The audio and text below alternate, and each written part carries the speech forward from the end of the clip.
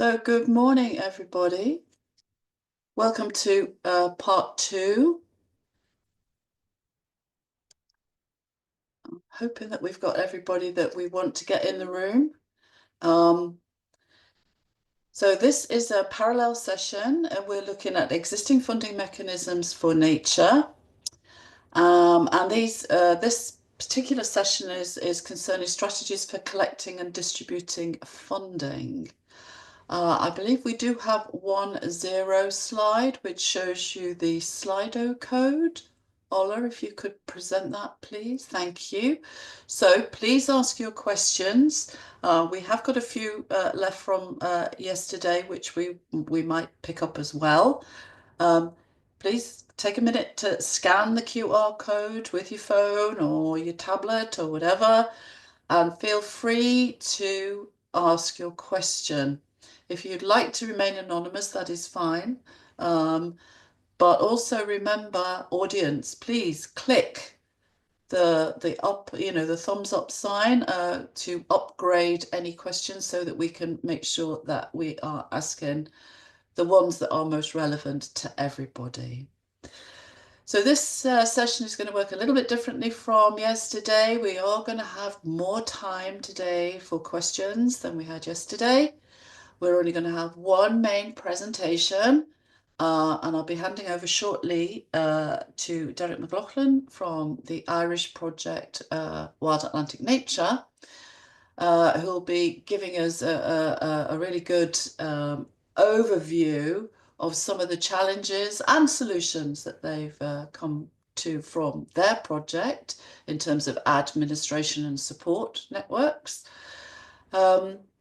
So I think that's given you all time to scan the code. So Ola, if we could please move to Derek's first presentation. Thank you very much. Derek, the floor is yours.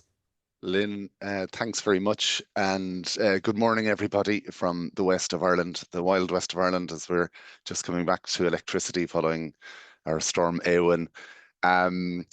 Yes, again, thank you, Lynn. Thank you, Joseph and colleagues, for inviting us to speak here today. What I'm going to do is give a background to our project Life IP Wild Atlantic Nature here based in Ireland. I'm really going to talk through aspects of the project that demonstrate the idea of using existing funding mechanisms, identifying new funding sources, and how we spend those. Next slide, please, Ola. So our project, as I mentioned, is based in the west of Ireland, the northwest of Ireland. We have a basic budget, I suppose. Our project budget is 20.6 million, of which 60% is EU funded, and the rest comes from our associated and coordinating beneficiaries. National Parks and Wildlife Service, and we have 9 other associated beneficiaries here. We have a particular focus on blanket bogs in the west of Ireland.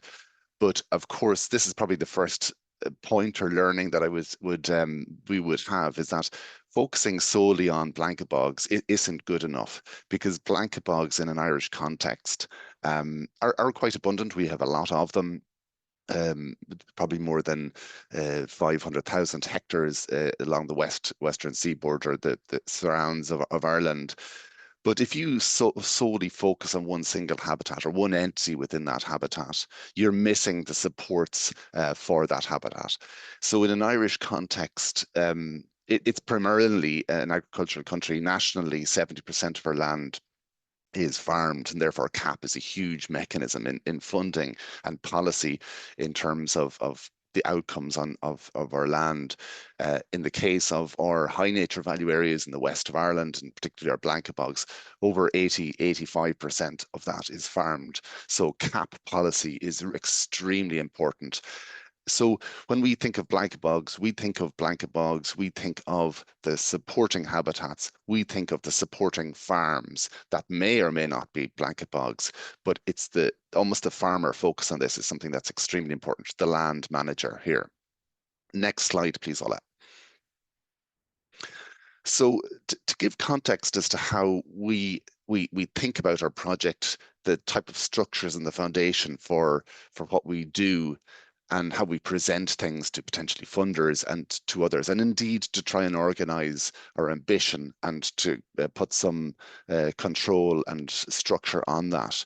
We think of the various different policies that are at play that influence what we're dealing with and what our remit is in blanket bogs and broader peatlands, etc.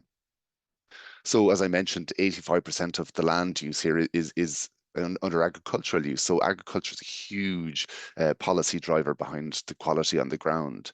Our climate, water, nature, energy, social policy, and so on. All of these are really, really important in terms of the drivers on the ground. And of course, they influence the practice, the farming, the forestry, the tourism, and all of this kind of stuff. So policy responds to and drives the actual practice on the ground. And again, the third part of this circle is place. So the people, the nature, the environment, the culture of these areas as well. That's shaped by the practice, and it shapes the practice. And of course, that is interchangeable and influencing with the policy as well. And where we sit is very much in the middle. So we, in our decisions and in our structures and our strategies, we very much look at all of this bigger sphere as best we can. It's obviously far more complex than we are in terms of size.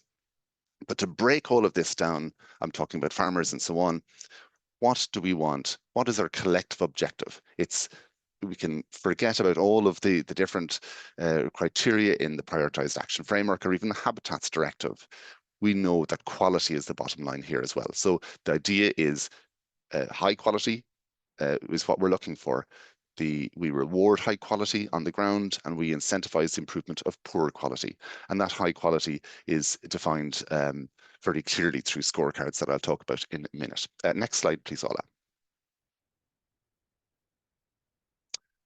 So within the project, one of our actions was the development of a results-based agri-environment payment scheme. So within Ireland, a lot of work has been done on this over the years. So we were able to build on the work that was already there. In the first 2 years of our functioning project as such, from 21 and 2022, we brought in over 800 farmers across over 60,000 hectares in the northwest of Ireland into this results-based approach. Ultimately, the results-based approach to agri-environment payments is that it aligns your agri-environment payments to the ecological quality on the ground as underpinned by a relatively straightforward scorecard. It makes a lot of sense to farmers. The higher the quality, the higher the payment that you receive. If you've got a low quality, you'll have low payment or else no payment, but we provide supports to be able to improve that. So again, within that period of time, it was really important in terms of building capacity amongst farmers as to what this was about, the type of ethos that was there, building advisory supports, building supports and administrative structures to be able to manage something like this, where it becomes more complex than your conventional prescriptive-based programs, because for every farmer, they've got a number of different land management units. Each one of those is a score. Each score comprises maybe 15 different criteria. So it's quite a lot of complexity. So the development of the administrative systems and facilitating and assisting with the broader Department of Agriculture, Ministry for Agriculture, in rolling that out was something that's very, very important. Next slide, please. So what does this look like on the ground? So I know this map looks like a bad, some sort of disease, but it's actually each point represents a scorecard in a sample area. Within our project, we had 65,000 hectares here, but just to see how it looks on the ground and the type of data that's generated from that, each point is a score, and each score is a whole list of the characterization of that peatland that ultimately translates to the farmer's payment. So the farmer understands what their score relates to. If it's a 4 out of 10, if it's a 5 out of 10, if it's a 10 out of 10, the messages are really, really clear. And with a small amount of training or with some training, a day or two of training for a farmer, they really get very quickly as to what gives rise to their score. And in fact, without using a scorecard, they would be able to give a good idea as to what the ecological quality of these lands are. And therefore, then you have landowners and you have farmers that are providing an ecological evaluation of their land, and within that, they know what they need to do to improve that. So that's really important. So next slide, please. So to carry this on from the end of 2022, this approach was built in by the Department of Agriculture, or we assisted, I suppose, in the development of this to a broader scale. So this now has been rolled out as part of Ireland's CAP strategic plan, worth over 750 million across over 1 million hectares of this type of habitat, the blanket bogs and associated habitats, to over 20,000 farmers. It's funded via 3 articles within the CAP strategic plan: the Agri-Environment Climate Measure, non-productive investments, and the cooperation articles there as well. Now, there's a lot of interesting approaches within that, and how that was used, and innovation in terms of ensuring that what was demonstrated earlier could be funded via the CAP mechanism. And I think that's really, really important, because we are often so busy looking for new funding sources, we forget about how well functioning are the existing funding sources, and how can we make them work better for farmers, better for the environment, and so on. Next slide, thank you. So this is really important, because this is what we use as our implementation mechanism. This is the mechanism whereby farmers, it makes sense to farmers to implement restoration actions, to implement nature restoration. The scorecards are designed in such a way that they capture, well, they ostensibly use biodiversity surrogates, so they align very well with our Article 17 reporting, but they also align very well with our climate and our water quality targets as well. So the same messages are the same right the way through. And in terms of the broader alignment from a farmer's perspective, they have the flexibility of deciding, well, I would like to invest more in my food production, maybe at the cost of the environmental side of things. That may be the case. That is their choice. But they have a proper balance, and they can make business decisions based on proper information that they receive. Very often, and almost invariably, we find that because agriculture in Ireland is generally loss-making, I would say, that they opt to try and balance that by improving their ecological quality and improve their overall income as well. So it becomes a really nicely balanced and aligned approach here as well. So again, it incentivizes the broader delivery of ecosystem services in this. So again, what's really important is that this is our implementation mechanism. And next slide, please, Ola. So within the LIFE integrated project, as all integrated projects under the LIFE fund, I suppose really ought to operate and do operate, is that we need to be agile as to where successes come about, that we can adapt other aspects of the project. And I have to compliment Sinea and Elman in their massive support for our type of approach. We're still delivering on our grant agreements, etc. But I think the need to be able to be flexible on the ground to respond to policies as they change. So there was a big shift in policy in terms of the delivery of the Agri-Environment Programme to results-based, and now we have a huge demand for restoration. So we have a larger repository of restoration sites that it's a land restoration programme ostensibly of all different types of peatland restoration. So it could be relatively small, 2, 5, 10 hectare plots within a farm. It may be forest to bog of 50 hectares. It could be large ex-industrial sites of up to 1,000 hectares. So, there's a whole range of these, and we provide supports for that. And this is what we use as our selling point, I suppose, in terms of attracting additional funding. We try to match the owner with the donor. So in other words, we have this list of sites that are characterized in terms of the features that are needing in terms of restoration, and what it may be suitable for in terms of the particular funding source, and we follow that as well. So for example, the one in the center of the screen there is a whole series of drain blocking. That's one where a private landowner had bought this very large area of land. It was outside of Natura 2000, but still a hugely important blanket bog area. And we were able to link that private landowner up with NABU, for example, in Germany, that had a fund to be able to provide for restoration action funding. So that was really useful. And then next door is stake lands, and we were able to facilitate and assist them in identifying an appropriate funding source for that, and they deliver that outside of the project. So I suppose it's that nimbleness that's quite important here as well. So next slide, please. And so again, we've got a very clear flow in terms of intake of sites, the regulatory processes with all of these, the identification of the funding sources, and so on. Next slide, please, Ola.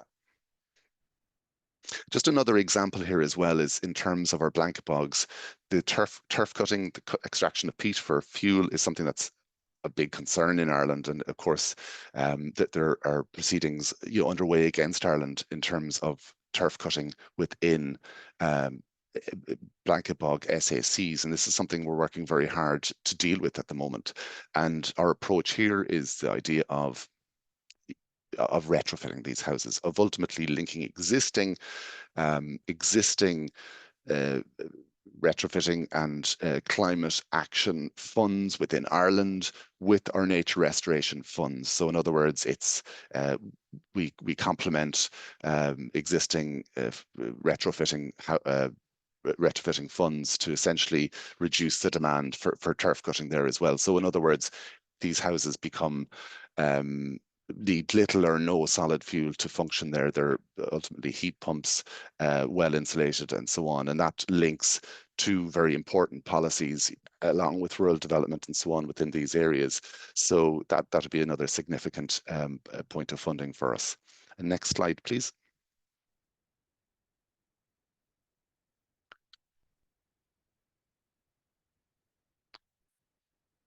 Perfect. So when we have such a demand for restoration here, the question comes up, who's going to do this? And that's a huge issue as well, because now we have, we'll say 20,000 farmers plus lots of others that are interested in doing this restoration, including ourselves within National Parks and Wildlife Service and the network of national parks and so on. So this is an initiative we have called Natura Communities. The idea here is that it's availing of the existing capacity within the likes of local development companies to manage potential projects here as well, and farmers and fishermen and all the rest on the ground that can deliver this, that have a very strong knowledge of these lands. So here we have developed, significant capacity locally to the point where these groups, they do the mapping, prioritization, the planning, they implement the restoration actions, be that the invasives control or peatland restoration, they do the stakeholder engagement and so on. So it has kind of almost evolved separate projects to each of these areas, and that's really, really significant. So there's over 46 people working. 5 minutes, is it? Yeah. Perfect. So there are over 46 people working full time on these, and that's only over the last 2.5 to 3 years that the first came about. So we've got 3 of those working at the moment in the northwest of Ireland over a relatively large area. And it's working really, really well. So they also pursue their own funding as well from various different sources. So it has created this seed. Now, to get communities or to get groups to that point, we use seed funding of up to about €15,000. And again, we get that seed funding from a philanthropist. So we have a whole range of philanthropy funding sources, and this is one of the areas that we put it into. So from the philanthropists, they want to invest in something good for nature. So what we do here is that we use that to get them up to speed through training and so on. Networking visits to various different places, and then they're usually in a position that they can tender for, or they can do and undertake this type of work for much higher value. Next slide, please. So just in terms of I won't dwell on this too much, but just in terms of the restoration that has come by from this way, we're looking at over 1,000 hectares a year or thereabouts. And it's really now that this is starting to pulse in, because of the first couple of years, we're building capacity, building the need and the demand and so on. So, it's moving, I think, very, very well. There's over 10 different funding sources relating to the various different restoration sites there. Next slide, please. So just some of our learnings, and if you want to click through these, Ola, that would be fine. And so just ultimately, So just ultimately starting with the vision, coherence, integrated with existing policy, because we can't be coming in with new funding sources that are potentially conflict with existing policies. We need to look at what's on the ground and map our way from there, building relationships across all different sectors. We talk about farmers need to, hard to change their minds and this, that, and the other. But I tell you, administrators are far more difficult to change minds. Politicians, like every scientists, every level we need to develop relationships at all of these levels. So it's really important there. Solid financial and administrative systems are absolutely vital. Creating a network of demonstration sites, it was discussed yesterday, planning for upscaling, so preparing for success, and the appropriate capacity. So Ola, next slide, please. So just as an example within the project, the top right, there's 3 boxes. There's land and ecosystem management, capacity building, and education and awareness. There are core grant agreement project actions, but each stream that comes down, runs from top to bottom there in blue, is a different funding stream and is a different project in itself. So that's the kind of the breadth. It's actually more than twice that now, because we're about 32 different projects running within our own at the moment. So the last 2 slides, next please, Ola. So this is how the overall project looks.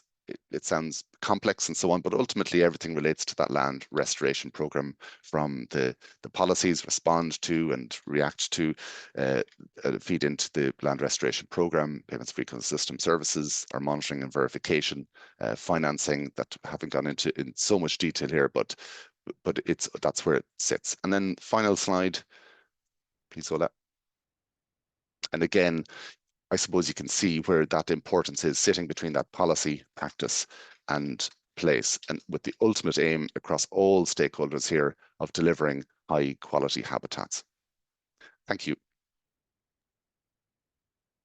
Derek, thank you very much indeed. It's always a great shame with these remote events that you can't hear the applause, but I'm sure it's going on in the background virtually, possibly. So far, we have nothing on Slido, so please do stimulate your Slido. And now it's my great pleasure to ask the following panelists to join Derek in our panel discussion. So first, I'm going to ask Tom Andries. So hello, Tom, good morning. Would you like to introduce yourself for us? Yes, of course. So I'm Tom Andries. I'm also the coordinator of a LIFE SNAP Strategic Nature Project, LIFE Belgium for Biodiversity. And previous, I was also in charge of an IP nature project in Belgium as well. I'm currently working for the Flemish Nature Agency for Nature and Forests. Thank you, Tom. And next is Professor Jose Juanes de la Peña. Jose, would you like to introduce yourself for us? Thank you. Yeah, well, I'm Jose Antonio Juanes. Can you hear me? Yes, okay. We can. Thank you. Yeah. I'm Jose Antonio Juanes. I'm professor at the University of Cantabria. I'm leading this project, work out at the Environmental Hydraulic Institute of the university. And this is the LIFE Adaptablus, that is the adaptation to climate change through management and restoration of estuarine ecosystems in Europe. Okay, and then this is when the coordinator. We are 4 different entities, and we are devoting mainly to this how to deal with this topic. Oh, so just remind us, is your project still active or is it a closed project? No, we have finished. It's already finished. You're finished. Okay, you're done. So we've got some learnings that we can bring forward from that. And our final panelist is Katarina Tharska. Katarina, would you like to introduce yourself? Thank you. Hello, good morning, everyone. My name is Katarina, and I work for an NGO in Slovakia called BROS, Conservation Association. We work in practical nature conservation, and I am senior manager of 3 LIFE projects, LIFE Metamorphosis that I represent today.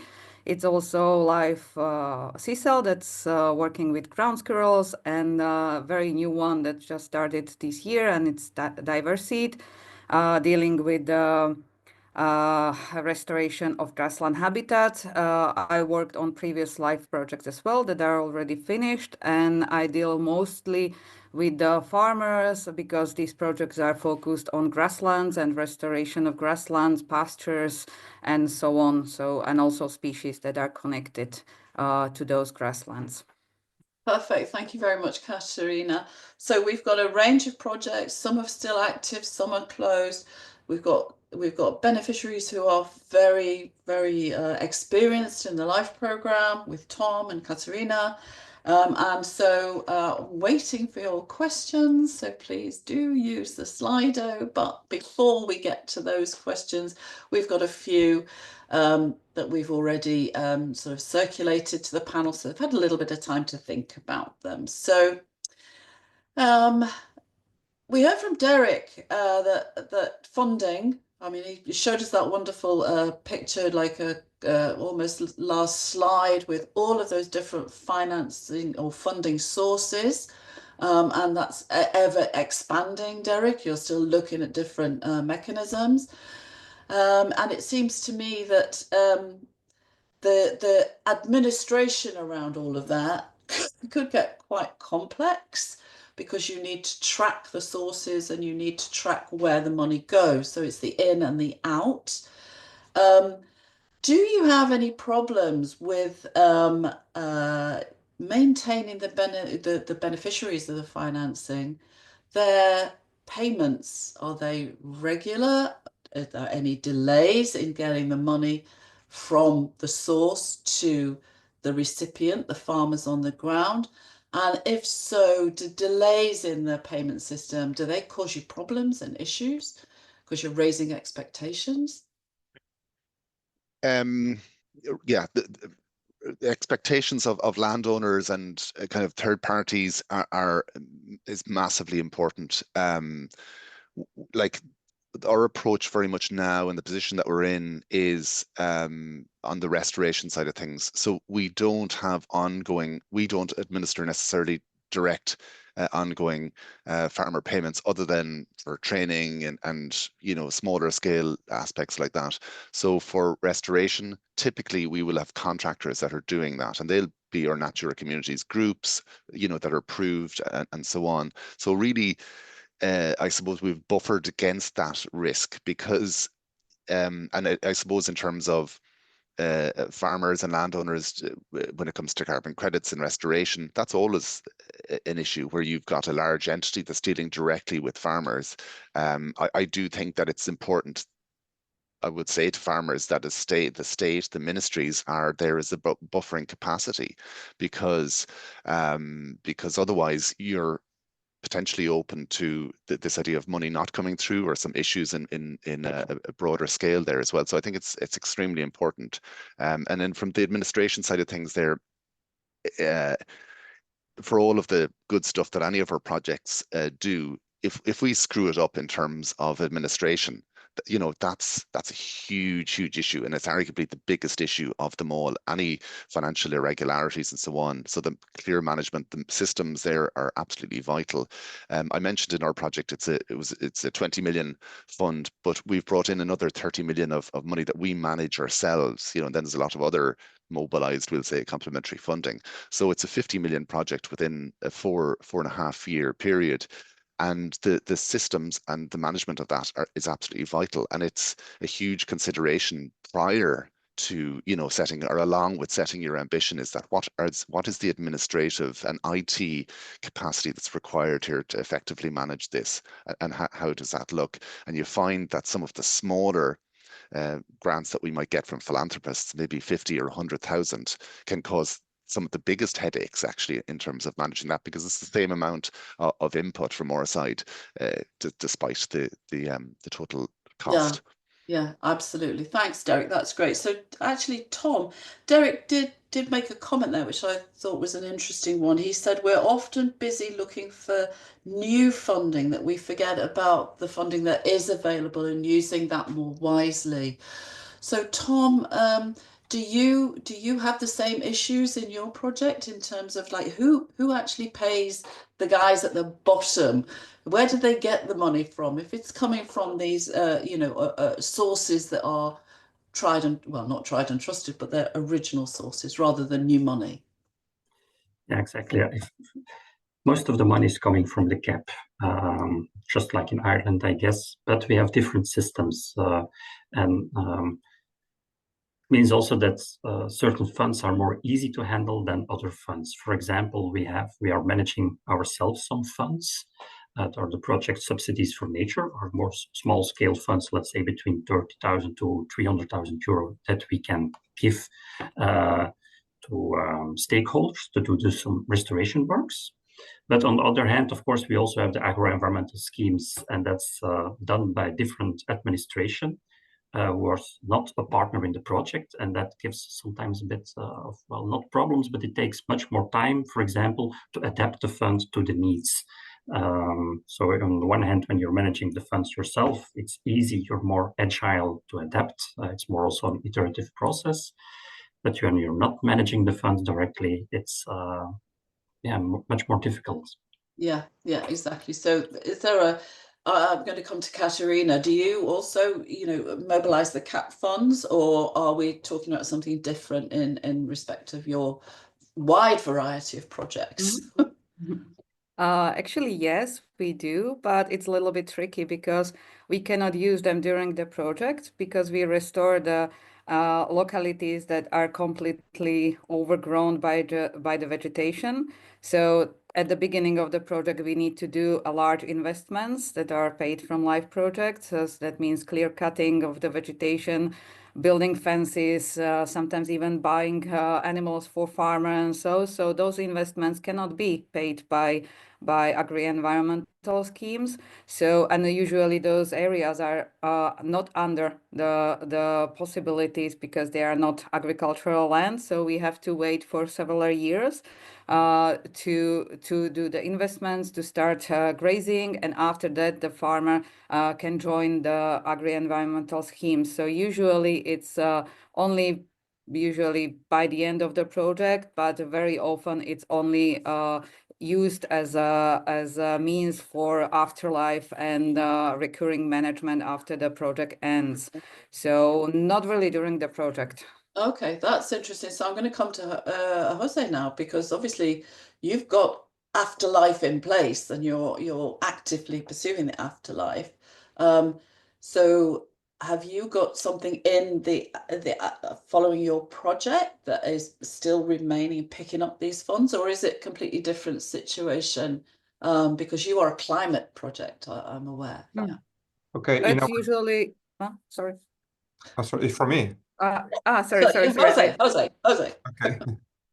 Okay. In our case, we were looking for a different source of funding. It's the insurance companies. And then in our case, we are talking about public areas because they are salt marshes or estuarine areas that are public domain, are not private ones. And then we look for the insurance companies, and then we make a screening in different European countries in order to know how the implementation nature-based solutions were paid, in order to reduce the risk. And then if we have less risk in our cost line, and then that will be because we have some nature structures. And we found different schemes because, for example, in Spain, there is a public company, a big public company that pay after disasters, after the flooding and so on. But in other cases, in Portugal, for example, or Netherlands, it's a private companies. And then the private insurance companies, we were working with them, with both public and private, to know how they will implement in the fees the private people pay for protection, and then how to implement some amount of money devoted to the development of nature-based solutions. But this is difficult, because in the case of private companies, they ask, okay, if I have some risk, I will go, and then maybe we can implement this kind of fees for the private people. In the case of public, it's difficult because the public company or entity that has the competence in the payment is not the one that has the competencies in nature restoration. And then they have to just talk between them to know how to implement these kinds of measures. And how is that continuing now the project is closed? Is there still a connection there? How's that being implemented? Okay, within the project, we develop a guide for the adaptation measures. And then there is a different sort of adaptation measures.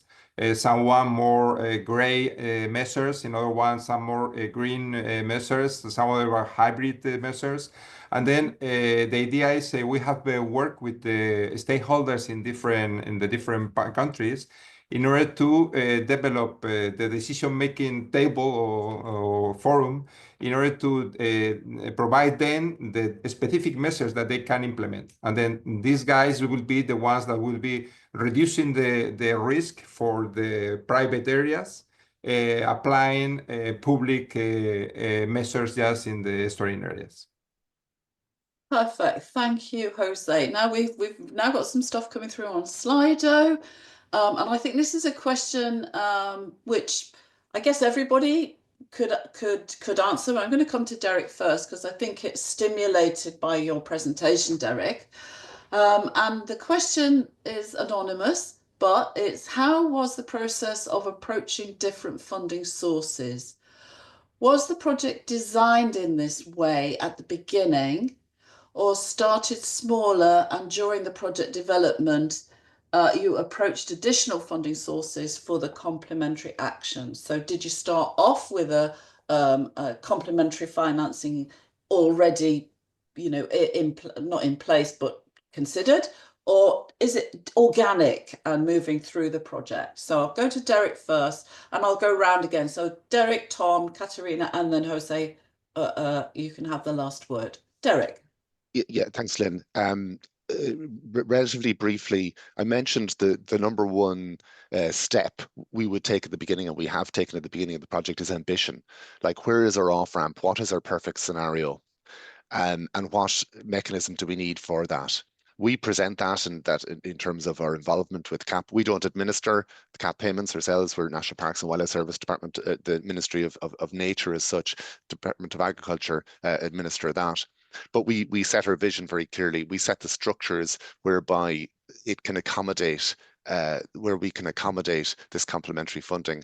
We developed and we are developing the capacity to be able to spend that money, the skills and so on. So we build the framework, the network, the capacity, and then it's a matter of the money. Ultimately, it sounds simple, but the money flowing. It's not as simple as that, of course, but that's the ethos. And I will say that I only started in the role as project manager, the first of our team, at the beginning of 2021. So this has happened relatively quickly, And do you find that money attracts money?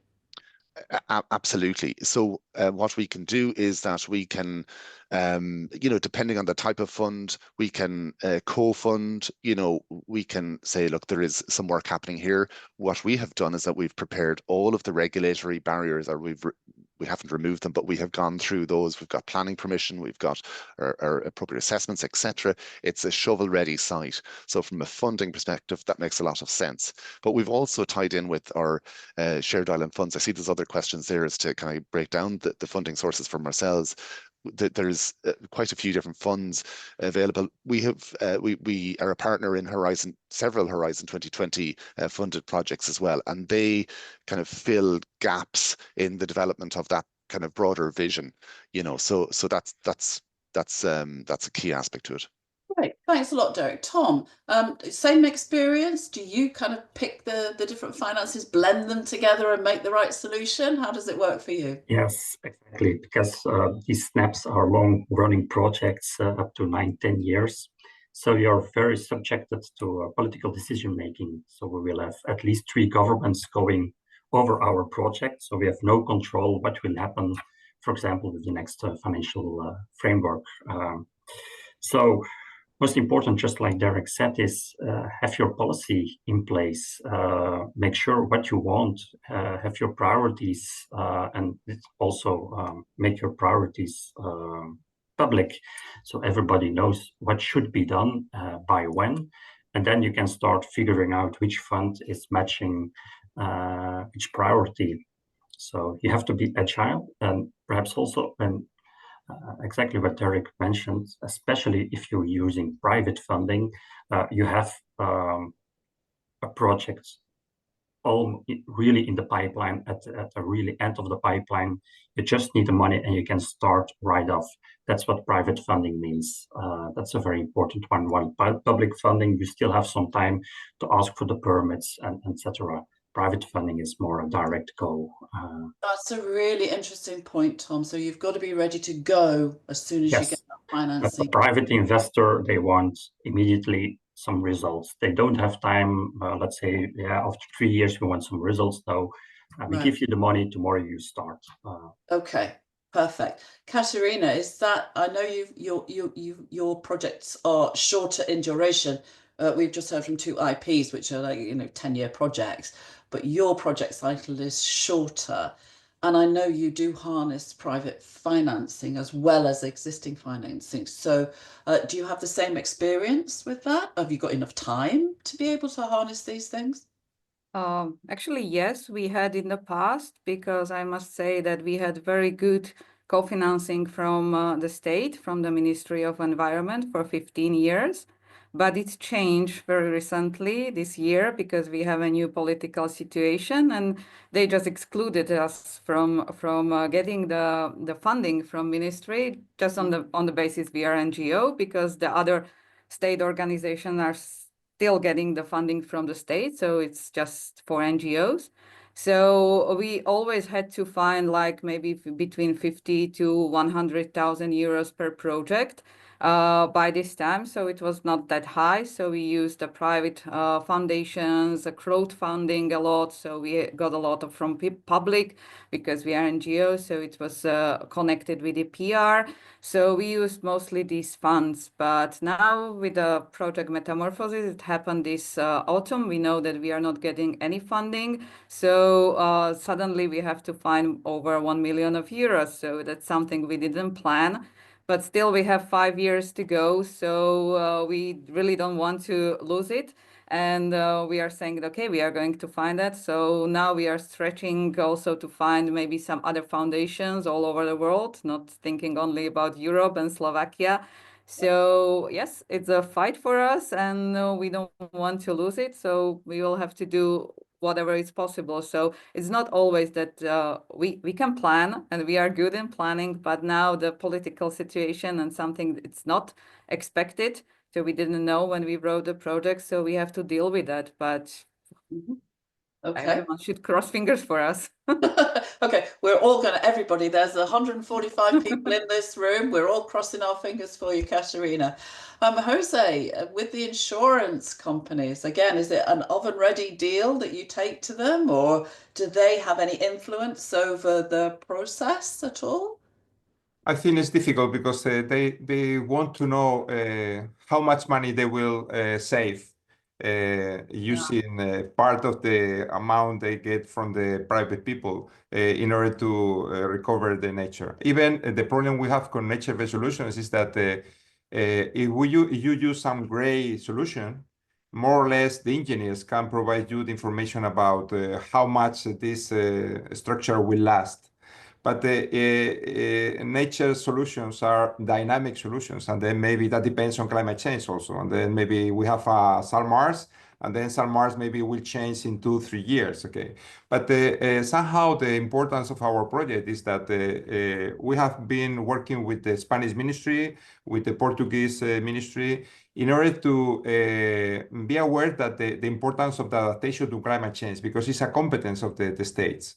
And then the main funding comes from the national policies, because they have to provide insurance for risk. in coastal areas.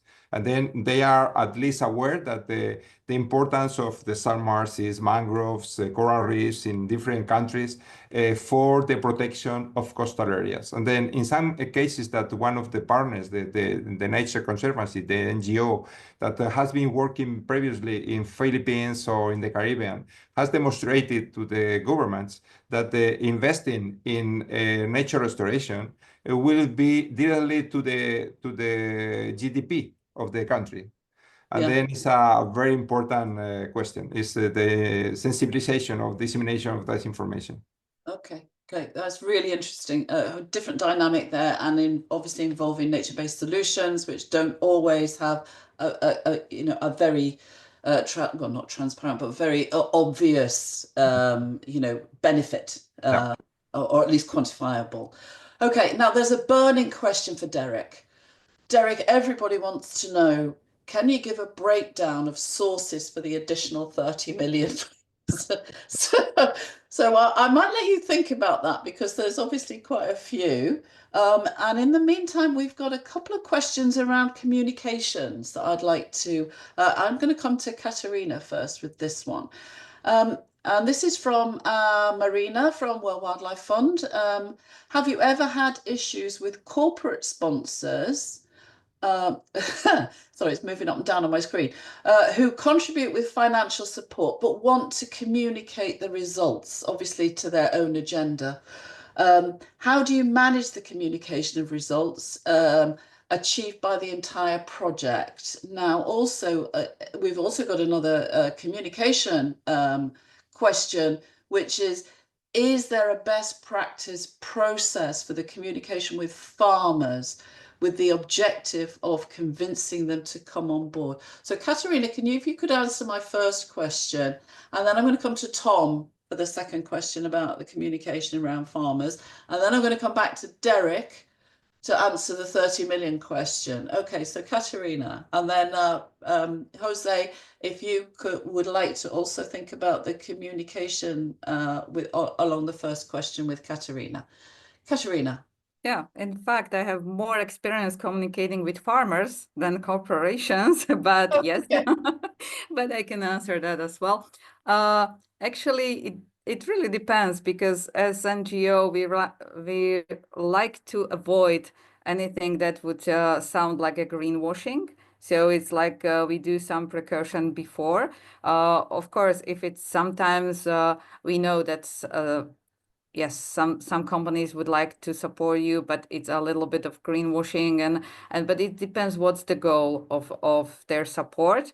So it's really depends on the project, on the company. So if it's clearly that we will have to do a lot of PR, and it's not in line with our ethics and directives that we have, we are just not accepting their support. But if it's something that we agree on, and that's plenty of smaller companies, local companies that we would like to work on, and even if sometimes they are not in a line, that we can talk to them, we can communicate, we can also tell them what they can change, and very often they sometimes even change their own perspectives, and so it's also about the communication and working with these people. So it's not always saying no directly. And yes, many times we also promote them. If someone opens our page, we do have our sponsors there. We communicate that this particular, for example, grassland was supported by this company or by this farm. So why not? So if they're giving us money, so we don't have any objections to promote their contribution. That's fair. Oh, great, thanks, Katerina. So it is a question of working together. Just hold on a minute, Tom, I'll come to you in a moment. Jose, you got anything to add to that? You obviously work with that corporate sector. So do you have to manage their communications and manage the messaging around what they're saying about your project? Oh, you're muted, my dear. We should know by now, shouldn't we? Okay, communication with these guys is somehow difficult with the companies, the insurance companies, because they are very busy, and then they give you some slot, a very short slot, and then you have to go directly to communicate what's the importance. And the question is that you have to have very clear examples of how this the role they can play in that role. Okay, and then somehow it's difficult because there are not too many examples of how nature is protecting the flooding in coastal areas. Okay, and then Yeah. communication with them is somehow difficult in this case. But we did that. Okay. Okay, so again, you've got to work with them to manage them. Okay, Tom, have we got any best practice guides about communicating with farmers? Well, I think the best way, and what I hear from my colleagues, is go on the field and talk with the farmers. There's no other way, I think, to convince them to step into these programs, to these agro-environmental schemes. You can promote it by social media and websites and nice movies, but in the end, just talk to the farmers, I guess. That's the best practice. Okay, that's best practice. Derek, we're going to come back to the $30 million question now, or is it euros? Sorry. Okay, where's it come from? Just very briefly first on the farmer side of things there as well. Tom is absolutely right. It's listening to the farmers. It's walking out in the hills. Some farmers are on social media, but most aren't. Most are busy doing their work, getting on with it as such. They're probably one of the easiest groups that you could possibly work with, really, because if it doesn't make sense to them, well, then the answer is no. If it does make sense, well, then yes. But just in terms of our funding side of things, like it's quite a broad range, but I suppose from your Horizon 2020 involvement in those projects, we have EIP applications and are part of those programs as well. So that's European Innovation Partnership. That's a fund within CAP, philanthropy, academic sources, within our ministries here, National Parks and Wildlife Service, our own organisation. We deliver a lot of conservation measures more broadly through our mechanisms, the likes of Natura Communities groups, Department of Agriculture, in terms of evaluations of various odds and ends that we're doing. Shared Island is another considerable funding source that we're working on at the moment, and that's a really exciting one. It's a really significant sized fund as well. So that's one whereby we manage that in-house with our National Parks and Wildlife Service in Ireland, in the Republic. In Northern Ireland, it's Northern Ireland Environment Agency, DAERA, and NatureScot in Scotland as well. So we have a range of pilot sites and peatland restoration sites in each of those that we use as lighthouse and learning sites. We have regular meetings, 2 or 3 weekly meetings, and it's all about building capacity on an organizational basis.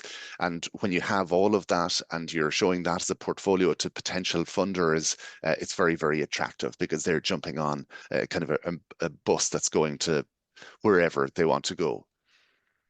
Okay, Derek, thank you very much for that. Hopefully that will satisfy people's desire to know where you're drawing in the money from. But we've got a supplementary question around this, which is about the administrative details. So in your presentation, you did tell us a little bit about the administration around managing the funds. But the question is, so how is the larger consortium managed, particularly the complementary funding? Is there an executive committee? And how does that tie in with LIFE? So I think you've also got like a complementary fund manager. So maybe you could just talk a little bit about that. And then Tom, again, can I come to you and maybe you could describe how you do it as well? Thanks.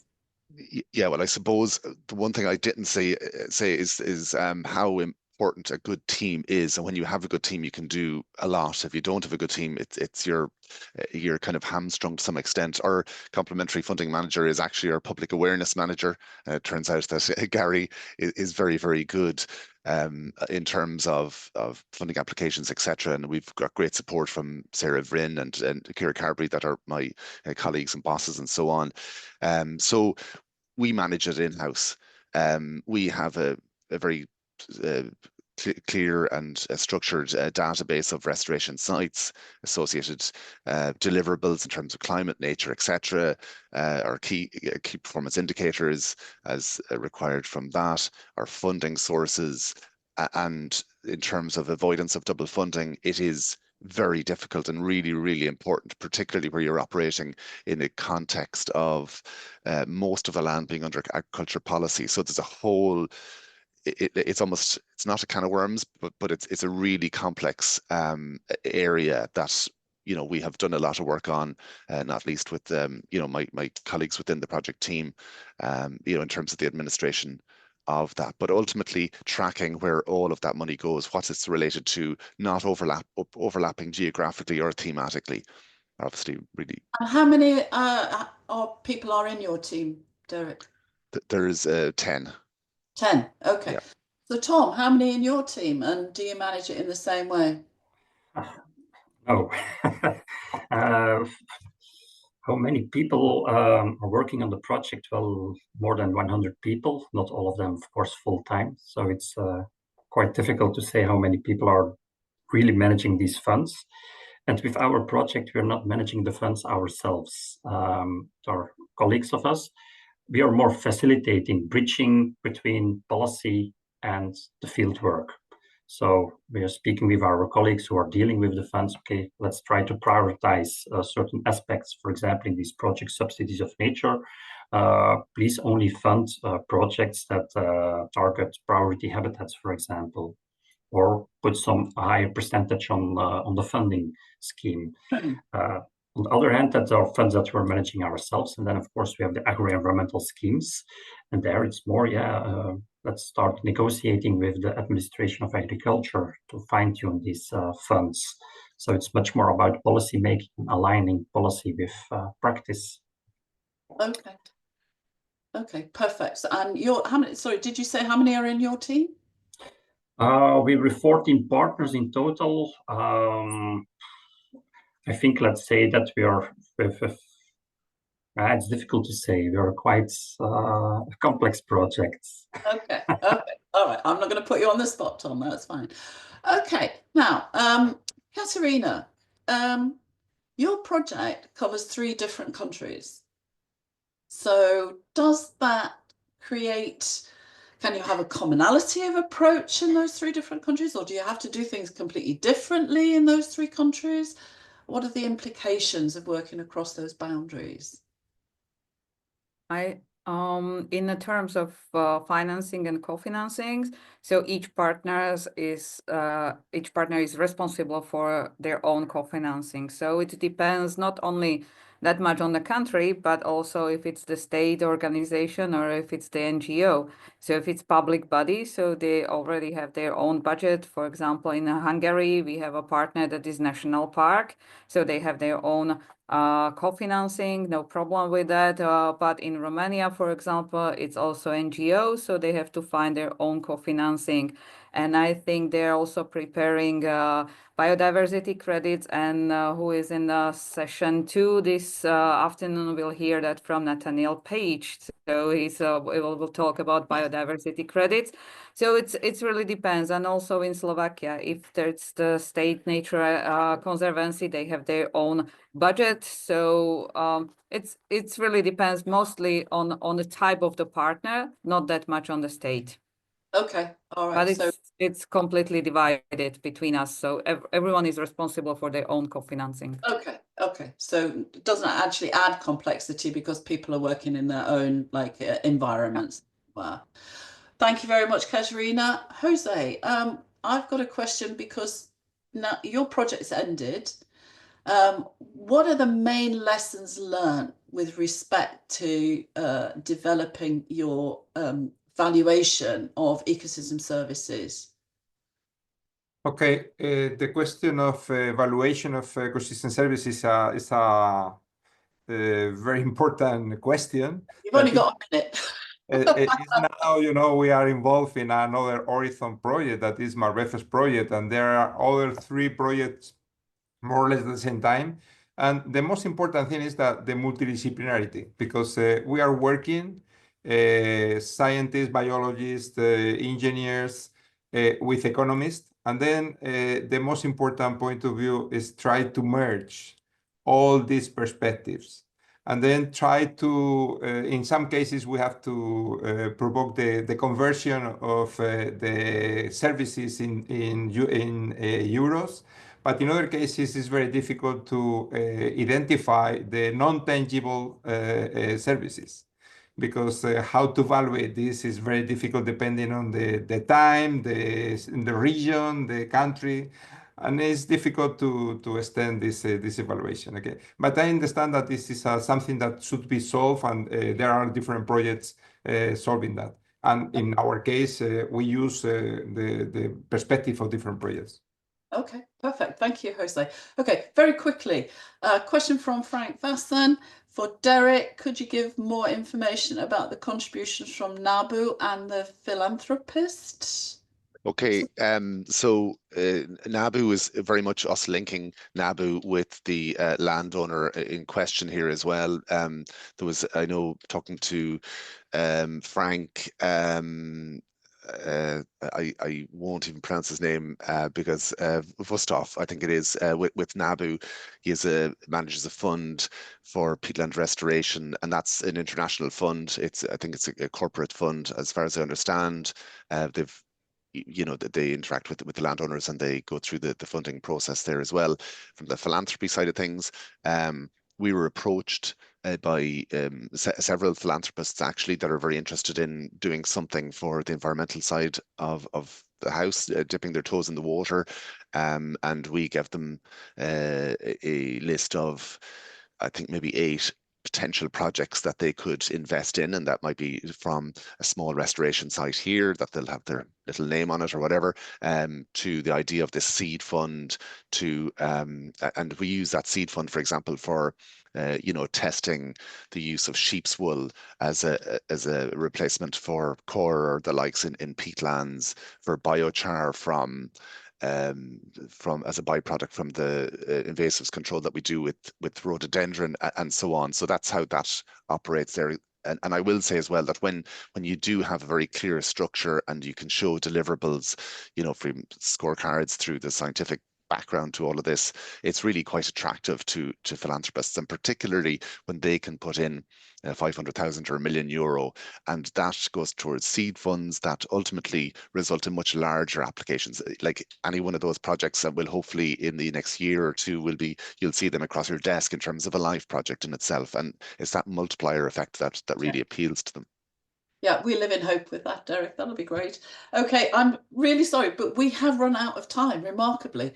So I'd like to thank all of the panelists for your contributions. It's been brilliant. I'd like to thank the backroom people for keeping me up to speed with the Slido and making sure all the electronics work. Now you have a period where you can have a bathroom break and go get yourself a cup of tea. And we would expect you to join us for our second parallel session, which you just joined directly to that session. Thank you very much, Ola. So this is how you do it. It's exactly the same way. You just go to whichever of the parallel sessions you would like to join. Again, thank you to the 130, 140 people that have been listening to this event. And I'm sure they will all join me with giving you a big virtual round of applause. Thank you very much indeed, panelists. And we'll join you in the next panel session. Thank you very much, Lynn. Thank you very much, Lynn. Thank you, everybody. And thank you to the speakers.